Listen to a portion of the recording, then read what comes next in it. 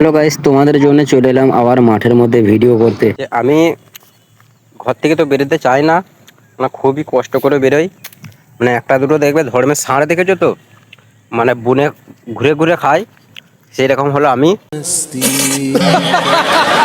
এবং মাঠের কাজে তো আমাকে আসতেই মন যায় না। মানে মাঠের কাজটা আমাকে সব থেকে খারাপ লাগে। মানে দুনিয়াতে এত রকম কাজ আছে, কিন্তু সব থেকে খারাপ কাজ লাগে আমাকে মাঠের কাজটা। মাঠের কাজটা আমাকে করতে মন যায় না। তাও কি বলবো তোমাদেরকে, গরিবের সংসার। তারপর আমি তো হচ্ছি ধর্মের ষাঁড়, মানে গরিবের ষাঁড়, বুঝতে পারছো তো।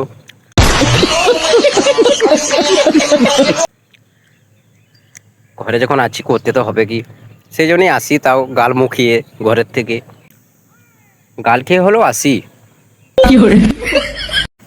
অনেকেই ভাবে যে আমি হীরের টুকরো ছেলে। ওরে, না, আমি হচ্ছে কাঁচের টুকরো ছেলে। আমি তো বেরোতেই ভালো লাগে না, খুবই কষ্ট করে মাঠ দিকে আসি। তাহলে আমি কি করে হীরের টুকরো হলাম, তোমরাই বলো। ধান রোতে রোতে দেখছি যে তিনটে হুনু বিড়াল আসছে মাঠে মাঠে। তাই আমি দেখতে লেগে গেলাম, আবার ক্যামেরা করছিলাম। হ্যালো গাইস, সবকিছু তো দেখানো হলো, এবার ভিডিও শেষ করা যায়। আজকের মতো আমি আজকের ভিডিও এখানে শেষ করছি।